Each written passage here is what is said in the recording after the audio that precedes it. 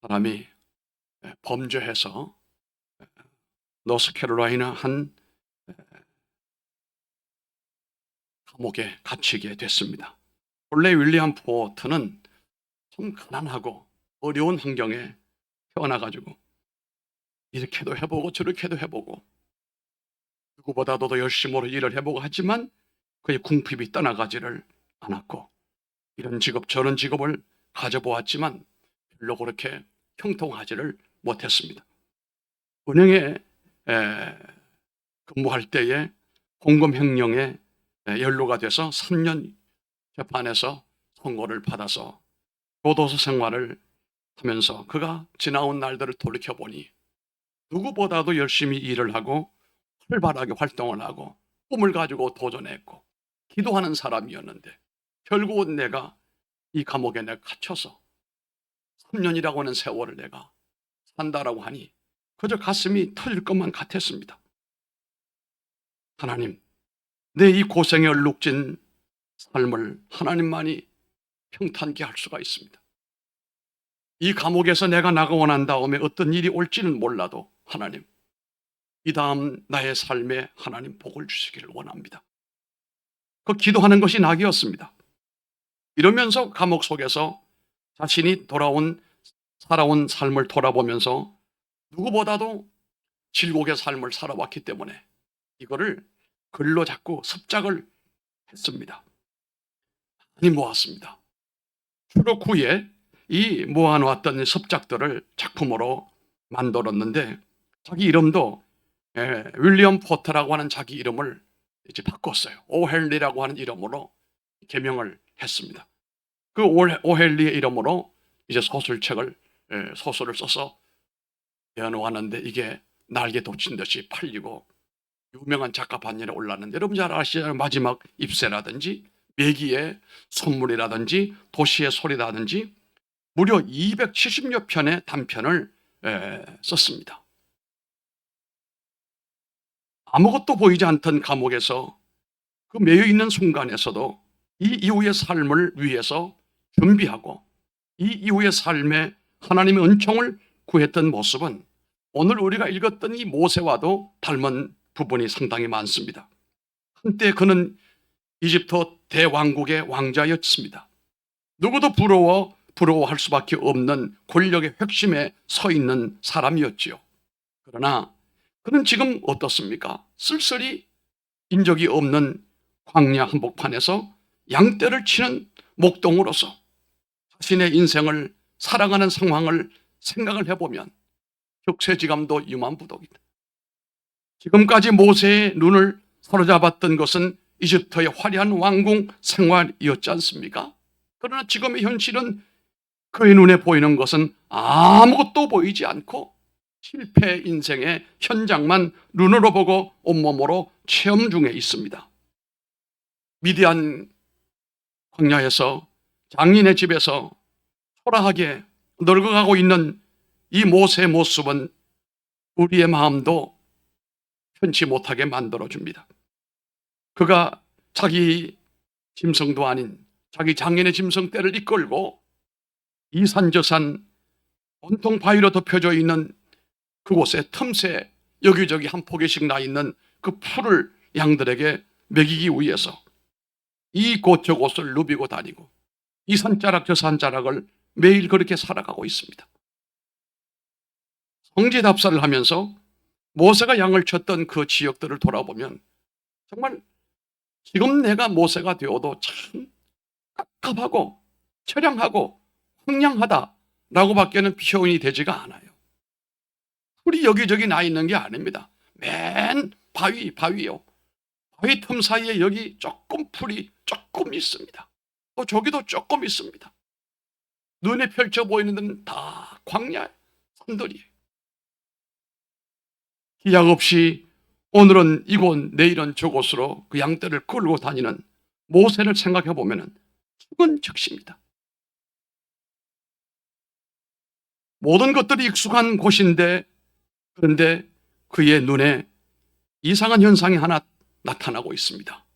떨기나무가 있는데 그 떨기나무에 불이 붙었어요.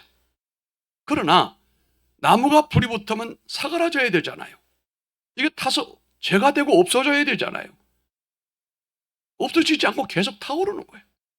마치 심지에 기름을 넣고 거기다가 불을 붙이는 것처럼 계속 타오르는 거예요.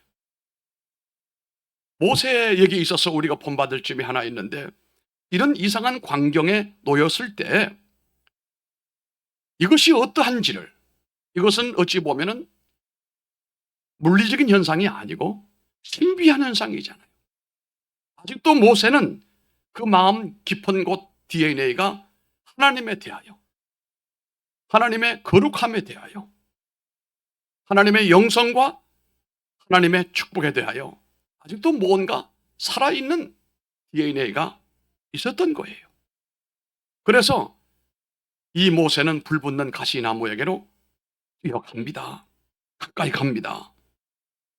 이제까지 별다른 흥미도 감흥도 없이 관심 없는 삶을 살던 모세가 눈을 크게 뜨고 불붙는 그 나무에게로, 떨기나무에게로 달려가는데, 그때 그는 지나간 40년 동안의 인생은 그의 얼굴에서 전혀 찾아볼 수 없는 신비롭고도, 그리고 그 눈에 참으로 놀라운 희망의 세계를 바라보는 눈으로 그가 그 떨기나무에게로 뛰어갑니다.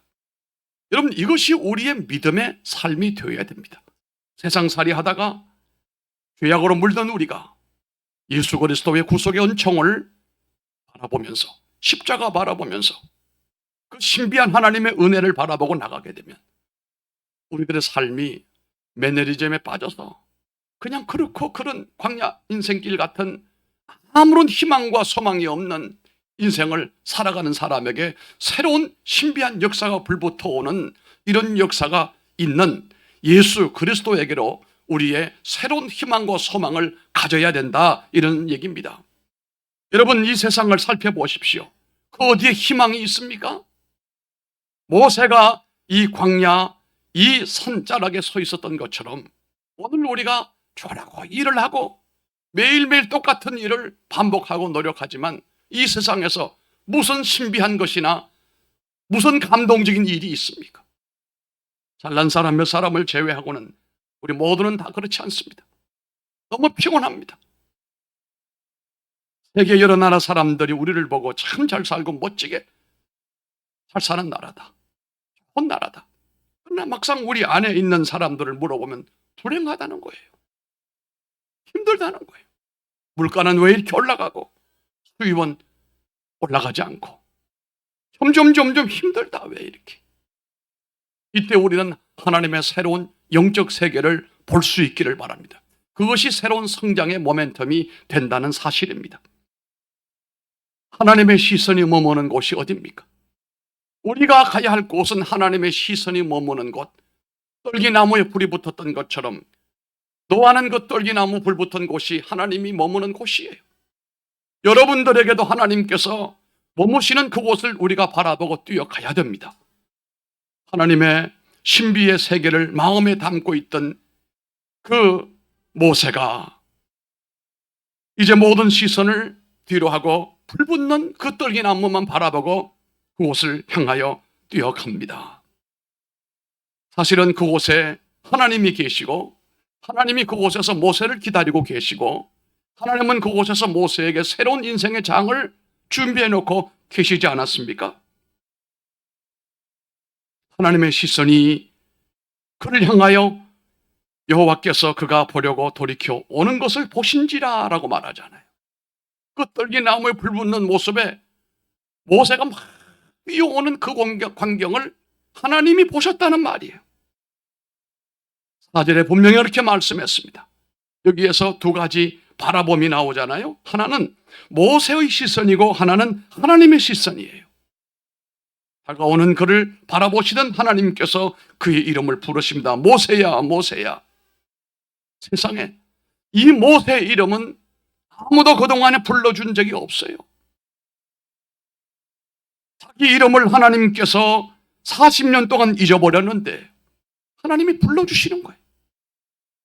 이 광야에 무슨 이름이 필요합니까? 그냥 양치는 사람이었어요. 그런데 하나님의 시선은 그에게 모세야, 모세야 이렇게 불렀습니다. 여러분, 세상 사람들은 여러분의 이름을 잊을는지 몰라도 하나님은 여러분의 이름을 결코 잊은 적이 없단 말이에요. 여러분의 이름을 세상 사람들은 잊혀도 하나님은 여러분의 이름을 손바닥에 새기고 마음에 새기고 때가 되는 날 여러분의 이름을 크게 부르시는 줄로 믿습니다. 하나님이 여러분의 이름을 불러야 진정 여러분이 하나님을 만난 거예요. 모세야, 모세야 불렀습니다. 제가 50여 년 동안 겹눈 보지 않고 괴로우나 즐거우나 한결같이 주님만 따라왔던 이유가 바로 여기에 있습니다. 새벽마다 제가 하나님의 강단에 올라왔을 때 손을 들고 하나님 앞에 기도, 하나님 영원전에 나를 하나님의 백성으로 택정해 주시고 할렐루야, 예수 그리스도를 통하여 구원의 길로 인도해 주시고 성령으로 내게 뜨겁게 역사해 주시고 어느 날 나에게 하나님이 찾아오셔서 내 이름을 부르시고 내게 소명을 주셨습니다. 그리고 50여 년 세월이 지나서 오늘 새벽에 내가 주님 앞에 섰습니다. 오늘 또 교회 와서 내가 그 기도를 합니다. 하나님 이 시간에 3월 세 번째 주 강단에 섭니다. 하나님께서 이 시간에 더 깊은 영성으로의 말씀을 전할 텐데 역사해 주시길 원합니다.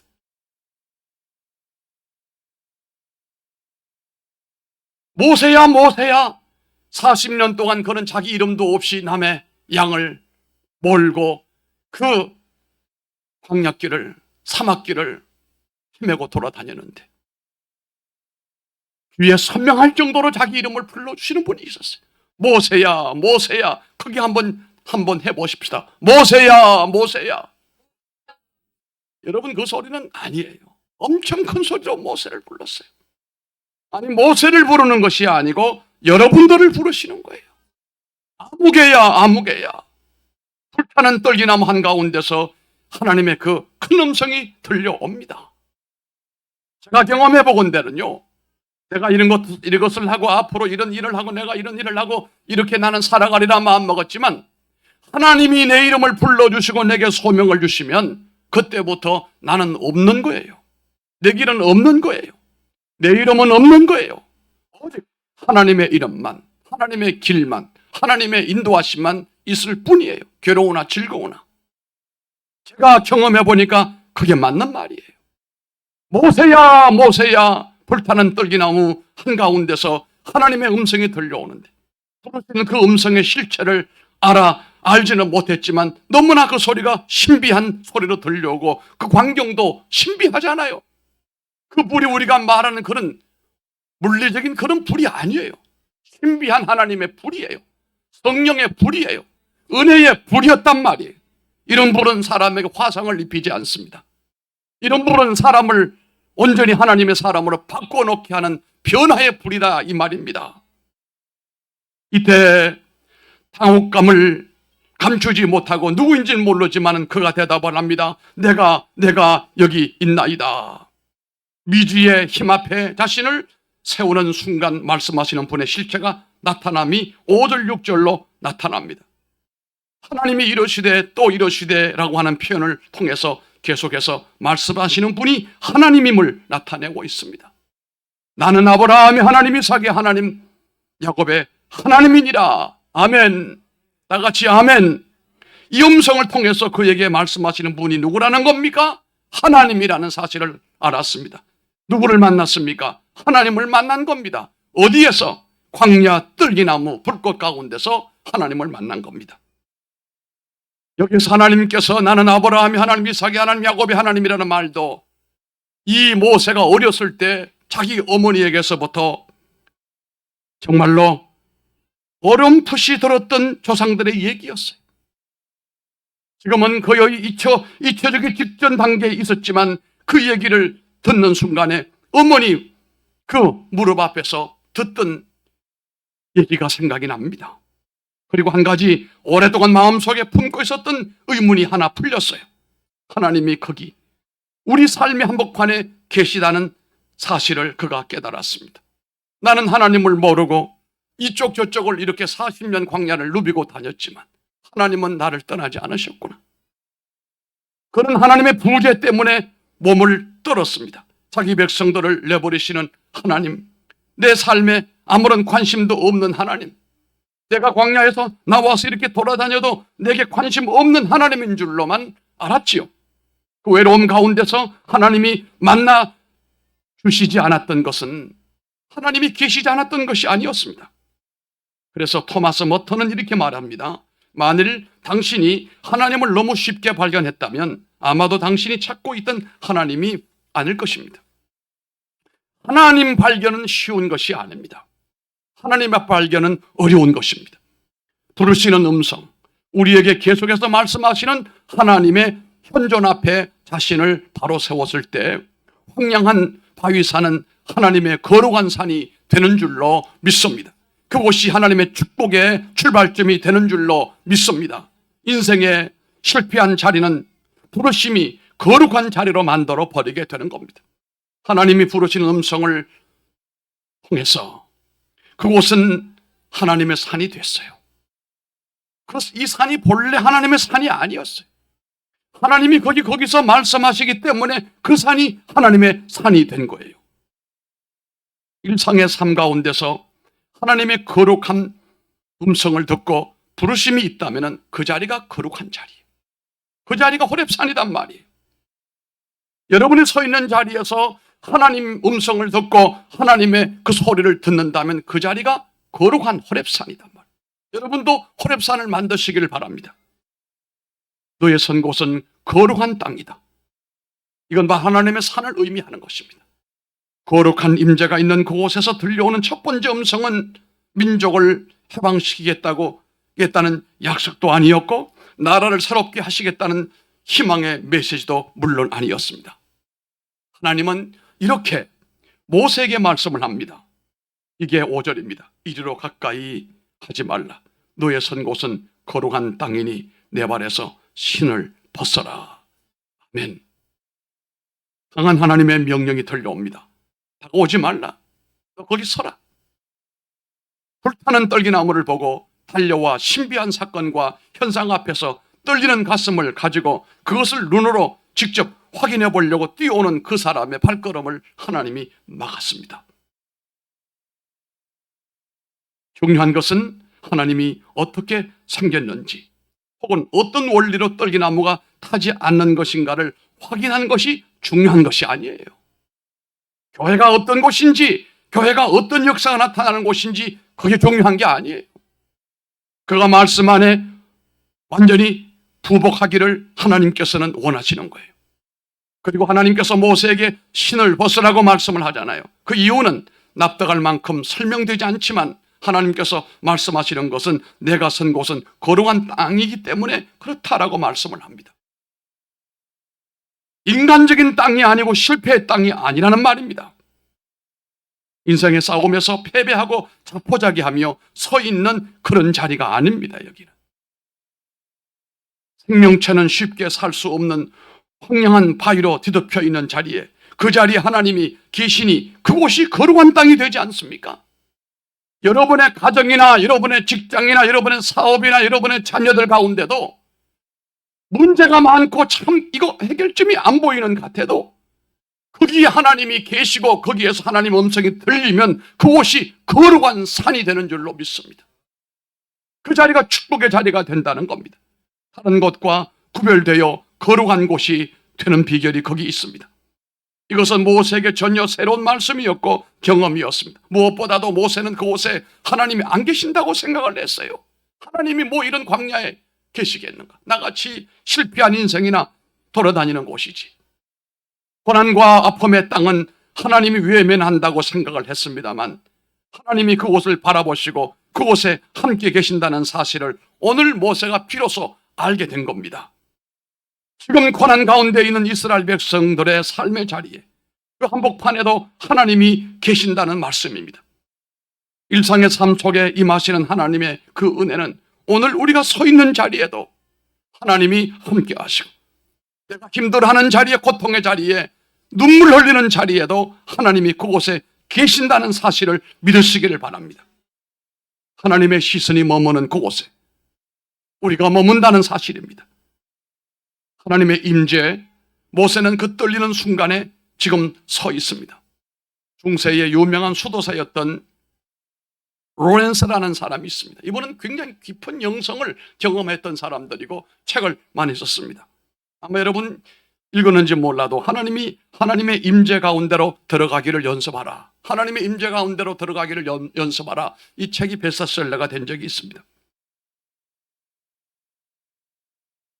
하나님의 삶에서 내가 매일 행하는 일들 가운데서 거룩한 하나님의 임재를 경험하기 위해서는 내 영과 혼을 예민하게 깨우라, 이런 말입니다. 육신 중심으로 자꾸 살려고 하지 말고, 머리를 가지고 자꾸 살려고 하지 말고, 내 영과 내 정신을 예민하게 세워서 하나님의 인도를 훈련을 받으라는 겁니다. 그는 계속해서 말합니다. 어떻게 그분과 함께 있지 않으면서 그분께 질문할 수 있겠는가? 어떻게 그분을 생각하지 않으면서 그분과 함께 거할 수 있다는 겁니까?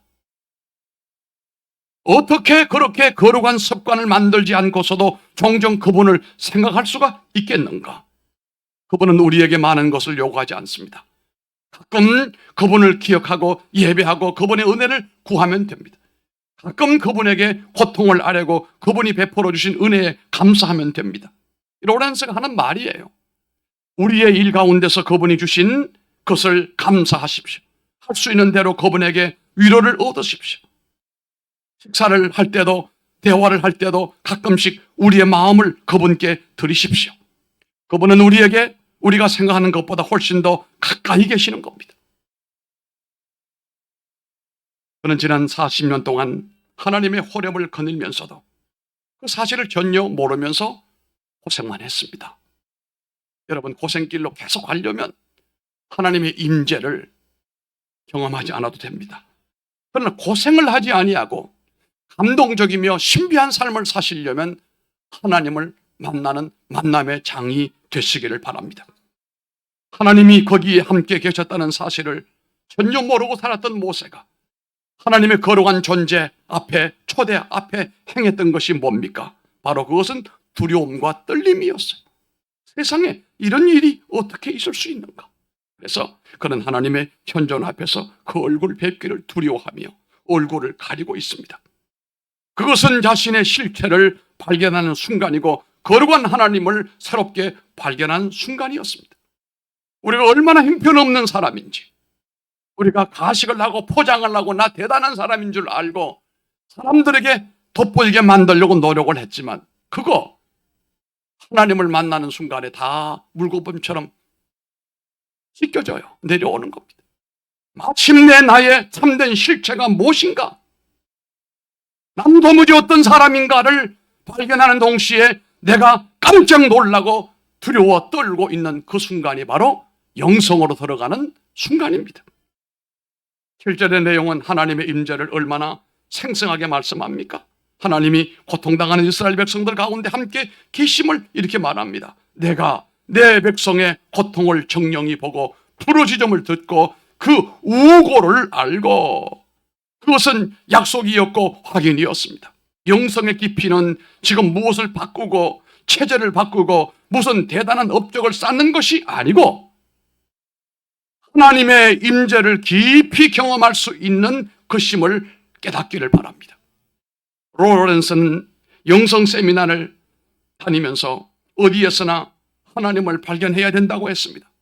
수도원에서만 기도할 때만이 아니고 신발을 수선할 때도 하나님의 임재를 그는 느끼고, 그런 길을 가다가도 하나님의 임재를 느끼고, 잠자리에서도 하나님의 임재를 느낀다고 했습니다. 하나님은 지금 모세에게 그 차원을 말씀하고 계시는 겁니다. 그의 인생의 목표가 모든 일에서 하나님의 임재를 끊임없이 인식하며 살기를 원하시는 하나님 앞에 여러분들도 서 있습니다. 그리고 하나님께서 모세가 이러한 차원으로 나갈 때 말씀을 합니다. 이제 가라. 이제 가라고 그랬어요. 하나님이 어떤 분이신지 알았다면 하나님의 임재를 경험한 사람은 그 자리에 머물고 있으면 안 됩니다. 어디론가 가야 됩니다. 그곳은 바로 사명지요. 축복의 현장입니다. 어떻게 존재하시는 분이 그 하나님께서 우리를 어디로 가라, 바로에게 가며 이렇게 말씀을 합니다. 이게 다 방향성 아닙니까? 방향 없는 곳으로 아무렇게나 다니지 마세요.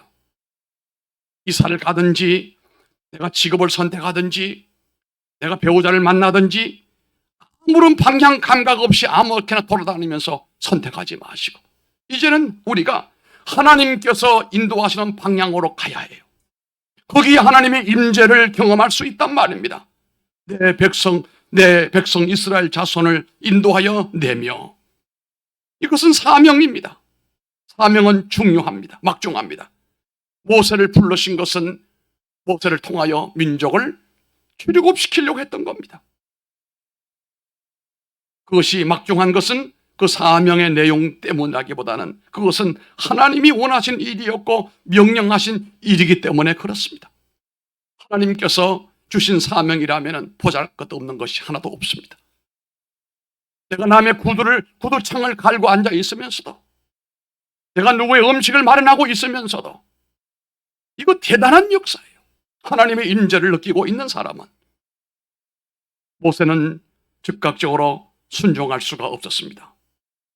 그 사명이 너무도 막중했기 때문에 내 백성을 이끌고 출애굽을 하라고 하시는 하나님의 명령을 바로 준행하지를 못했어요. 너무 크기 때문에.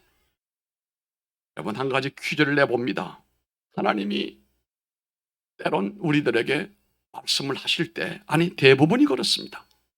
하나님 말씀하실 때 하나님 수준으로 말씀을 할까요?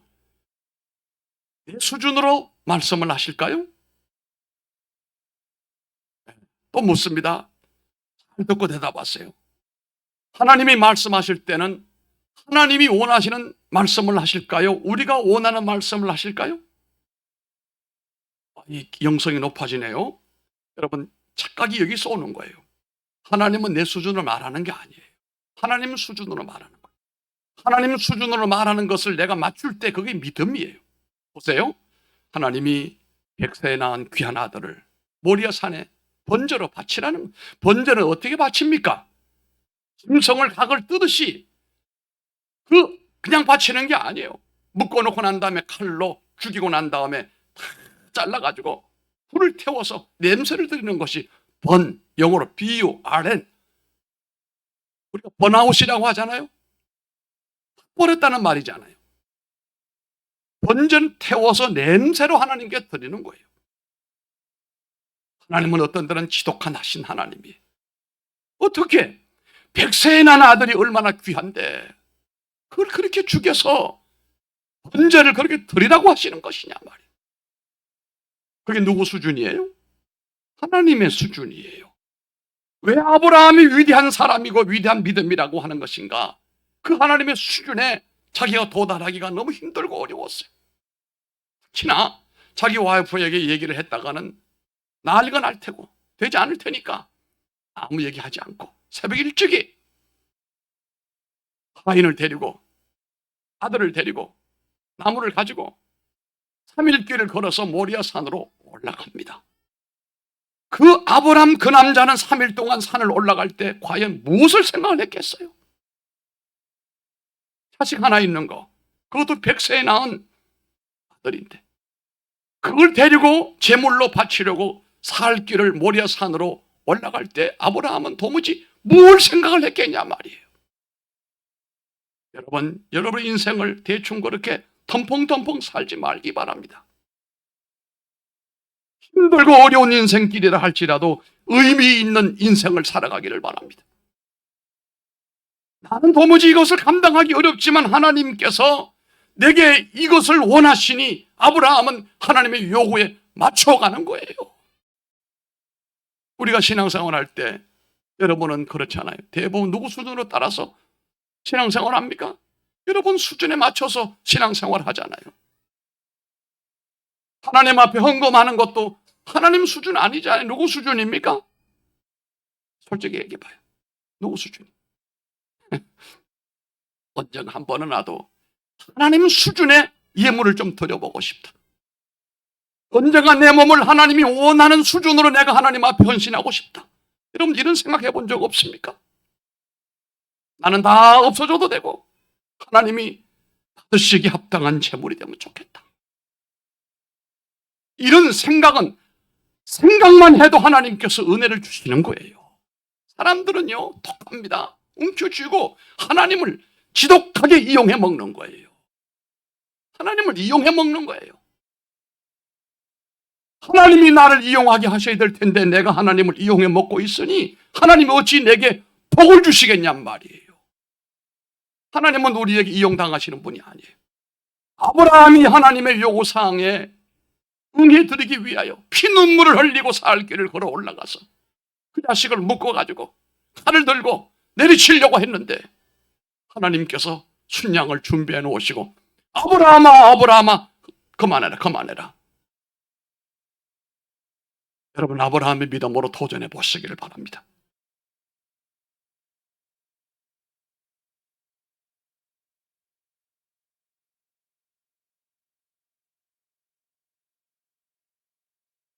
하나님은 여러분의 이름을 묻고 계십니다. 6절에서 모세는 아브라함의 하나님, 이삭의 하나님, 야곱의 하나님으로 소개하신 하나님의 말씀을 듣고 너희 조상들의 하나님이라는 말씀 앞에서도 이름을 묻고 있는데 말씀하시는 하나님 앞에서 모세는 말할 것을 걱정하고 있습니다. 말씀을 주시는 하나님 앞에서 모세는 아직 묻지도 않은 질문에 대답할 말을 찾고 있는데 하나님은 약속을 주시고 하나님의 이름을 알려주십니다. 도무지 나를 이렇게 하시는 분은 누구신지 정확히 몰랐기 때문에 당신은 누구십니까? 이때 하나님이 나는 스스로 있는 자니라. I am that I am. 나는 나다. 이 말이 히브리어 원어는 에후예 아쉬로 에후예 입니다. 스스로 있는 자라는 말보다는 자신이 역사를 일으키는 분 이런 뜻이에요. 히브리어는 자신이 역사를 친히 일으키시는 분. 하나님이 우리 교회에 하나님의 역사를 스스로 일으키는 역사가 일어나게 되기를 주의 이름으로 축복합니다. 이것이 바로 예후의 에쉬로 에후의 여러분 가정에 여러분의 산업에도 하나님께서 스스로 계시는 하나님으로서 자신의 역사를 스스로 일으키시는 분의 놀라운 손길이 임하기를 바랍니다. 나는 내가 하려는 일을 반드시 하는 존재다. 이런 말씀입니다. 하나님은 자신이 역사를 일으키시는 분이며 사건을 만드시는 분이시다. 스스로 존재하는 분이시다. 스스로 사건을 만드시는 분이다. 이런 의미입니다. 여기에서 목적어를 말씀하시지 않고 말씀하는데 그것은 하나님의 구원의 역사는 여기에서 종결되는 것이 아니고 하나님의 역사는 어느 것 하나도 끝나는 것이 아니기 때문입니다. 그래서 이 말의 더 정확한 번역은 나는 이 일하고자 하면 그 일을 반드시 한다. 이런 의미가 될 겁니다. 이렇게 하나님께서는 우리의 이름을 주실 때에 완성된 문장으로 주시지 않고 불완전한 문장으로 일러주시는 이유가 여기에 바로 있는 겁니다. 그 빈칸을 모세에게 우리에게 그것을 채워넣도록 부르신 것인데 이것이 바로 사명이고 이것이 하나님의 길인 것입니다. 가서 말하여라. 하나님이 누구신지 가서 내가 일으키는 그 사건을 일으키라. 모세가 일을 일으킨 게 아닙니다. 여러분 홍해를 모세가 가른 게 아닙니다. 반석을 모세가 쳐서 물내게 한 거 아닙니다. 하나님께서 내가 누군지 가서 네가 하면 내가 다 사건을 일으킨다. 하나님이 사건을 일으키신 겁니다. 할렐루야. 패배의 인생을 사명의 인생으로 바꾸시는 그 사건을 경험하고 그것을 이제 이스라엘 백성들에게 나아가 그것을 실행화할 사명을 모세에게 주신 겁니다. 호렙산은 불타는 떨기나무 때문에 그 무엇이 있었기 때문에 하나님의 산 거룩한 자리가 된 것이 결코 아닙니다. 지금도 그곳이라고 하는 곳이 있는데 수도원이 있습니다. 수도원이고 수도원 마당에 이 떨기나무 모세가 바라보았던 그 떨기나무 똑같은 나무 종자가 있다고 해서 수도원 원장한테 잘 설명을 하게 되면은 어떤 때는 기분이 좋을 때는 문 열어주고 어떤 때 기분 안 좋으면 문 열어주지 않아요. 그러면 들어가지도 못해요. 산에 올라가서 이렇게 내려다보면 좀 이렇게 보여요. 그곳이 본래 거룩한 산이 아닙니다. 하나님의 거룩한 임재 앞에서 그 말씀을 듣고 순종할 수 있기 때문입니다. 마태를 통해서 주시는 복음서의 말씀도 그렇습니다. 그들이 하나님의 말씀을 온전히 듣지 못했을 때, 온전히 살아내지 못했을 때 주님을 대적하는 사탄의 세력이 된다고 말씀을 합니다.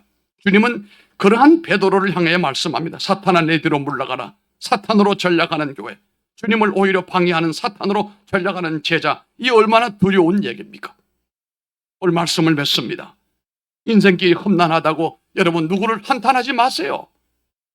한탄한다고 해도 누가 도와주지 않습니다. 아무런 변화가 없습니다. 40년 동안 그렇게 살아왔는데 뭐가 또 새로운 일이 생기겠어요? 아닙니다. 똑같습니다. 그러나 그 광야에서 하나님의 신비함을 발견하십시오. 하나님의 영성을 발견하란 말이에요. 더 깊은 영성으로 들어가게 되면 삶이 바뀌어지고 사명으로 삶이 달라지게 된다는 겁니다. 기도하겠습니다.